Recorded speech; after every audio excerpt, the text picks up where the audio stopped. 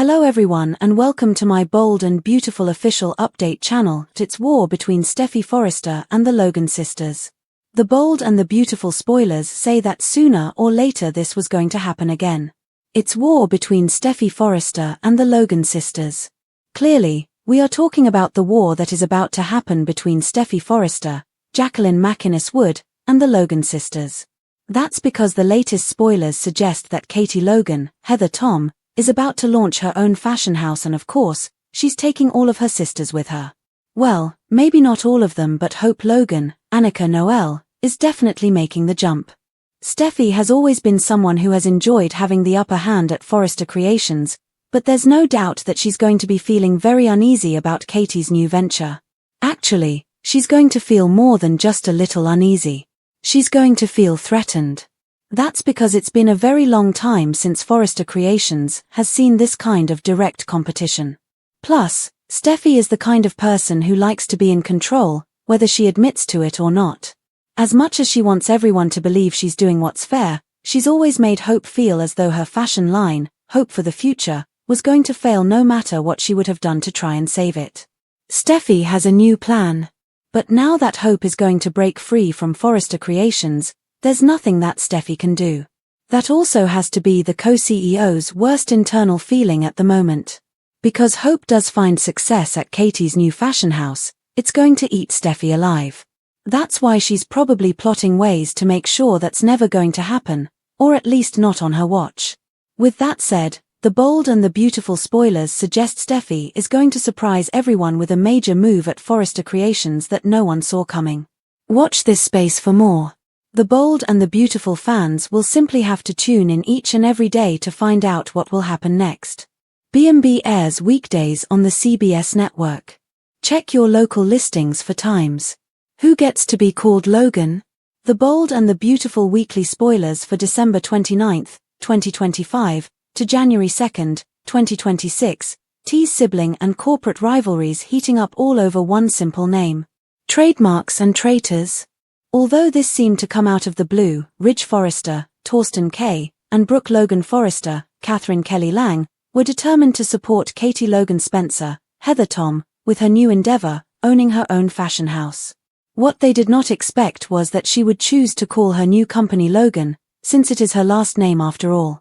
Brooke claims it is also her last name, and she is known as Brooke Logan throughout the fashion world, so there is no way that Katie can use the name for her company. In fact, she practically forbids it. And so does Ridge. But as Dollar Bill Spencer, Don Diamorn, and Katie point out, Logan is also the pet name that Ridge calls Brooke, and nobody has a trademark on it. Ridge and Brooke disagree because Belief is named after Brooke Logan Forrester. Well, Brooke and Ridge may be wrong. After Liam Spencer and Carter Walton do some research, they realize that the trademark on Belief may have expired without them realizing it. Isn't it always the way with the Forresters not to know what legal things are happening that could jeopardize their company? Another stalker for Will, or Electra. Will Spencer, Crew Morrow, and Electra Forrester, Linnea Grace, have been living their happy little life in the beach house and are almost never in clothing. It's swimsuits all around with a brand new friend named Dylan, Sydney Bullock. She even knows the house well since she was locked in a closet there last summer. Will and Electra think that Dylan is homeless and living out of her car, the same car that she ran down Luna Nozawa, Lisa Yamoda, with. Although the audience can easily tell there is something creepy going on here, could it be the ominous music? Will and Electra remain oblivious as Electra tells Dylan that all Will wants is to see Dylan happy. Nope, that doesn't sound weird at all.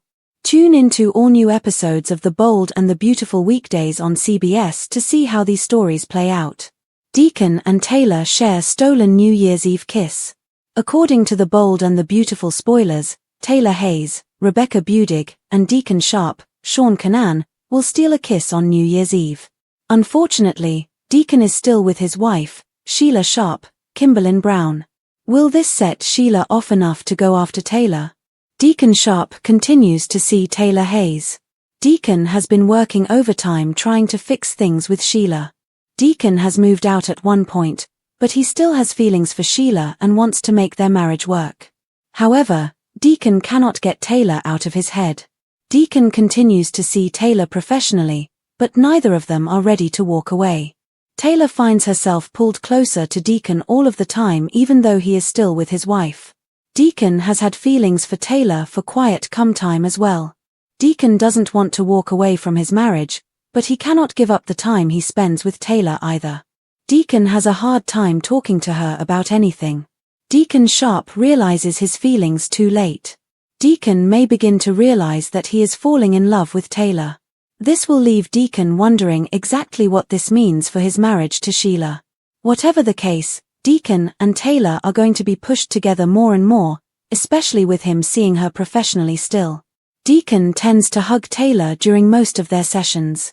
So far, Deacon and Taylor have managed to stay out from under the mistletoe since they haven't been out in any social situations. What if someone leaves some around for New Year's Eve? Perhaps Sheila runs to their apartment or something, leaving them to be caught together at midnight as the countdown begins. Party on New Year's Eve for Deacon Sharp. Deacon is likely to throw a party at Illinois Giardino and possibly have a open mic night again. Deacon could try to stop Taylor from taking off before midnight and try to get her to stay there. Could Deacon and Taylor end up in a secluded corner and share a kiss simply because everyone else is kissing? Is this the opportunity that Taylor and Deacon need to finally give in and at least share a kiss? After all, the attraction between them has been there for months. Deacon was growing close to Taylor months ago when she was there for him. Have Taylor and Deacon finally gotten to the point where they just cannot hold back any longer? The bold and the beautiful spoilers confirm what longtime fans have always known: peace between Steffy Forrester and the Logan sisters was never going to last. It was only a matter of time before old wounds reopened and battle lines were redrawn at Forrester Creations. The fragile truce that had been holding together the fashion house, the boardroom, and even family dinners has finally shattered, and in its place stands a full-blown war that threatens to reshape the power structure of Los Angeles fashion forever. Steffy Forrester, a woman who prides herself on strength, legacy, and control, now finds herself staring down her most personal threat yet, not an outsider, not a rival conglomerate, but the Logan women themselves. This isn't just business. This is history repeating itself in the most explosive way possible. At the center of the storm is Katie Logan, a woman who has spent years being underestimated, overlooked, and quietly sidelined while others took center stage. No longer content to exist in the shadows of Forrester Creations or under the umbrella of family loyalty that never quite protected her, Katie is ready to claim something of her own. The spoilers make it clear: Katie Logan is launching her own fashion house, and she isn't doing it alone. She's bringing her sisters, most notably Hope Logan, with her, signaling a seismic shift that sends shockwaves through Steffy's carefully maintained empire. For Steffy, this is more than competition, it's betrayal wrapped in ambition, and it cuts deeper than she's willing to admit. Steffy Forrester has always thrived on having the upper hand. From her earliest days at Forrester Creations, she learned that power isn't given, it's taken, protected, and defended at all costs. As co-CEO, Steffy has fought tooth and nail to uphold what she believes is the Forrester legacy, even when her methods have raised eyebrows and ignited resentment. Steffy has always perceived Hope Logan's presence at Forrester Creations as an intrusion rather than an asset, which is why she has never truly trusted the Logan family. Hope for the future was never just a fashion line in Steffy's eyes. It was a symbol of everything she feared: Logan influence seeping into Forrester bloodlines, boardrooms, and branding. For years, Steffy maintained a thinly veiled skepticism toward Hope's success, often cloaked in professional concern but fueled by personal bias. Steffy appeared to be convinced that Hope's line was doomed to fail, no matter how hard she worked or how well it went. That belief wasn't just arrogance, it was fear. Fear that Hope might prove she belonged. Fear that the Logan name could stand shoulder to shoulder with Forrester craftsmanship. And now, with Hope choosing to leave Forrester Creations entirely and align herself with Katie's bold new venture, Steffy's worst nightmare is unfolding in real time. What makes this betrayal sting even more is the timing. Forrester Creations hasn't faced direct, meaningful competition in years, certainly not from someone with intimate knowledge of its inner workings.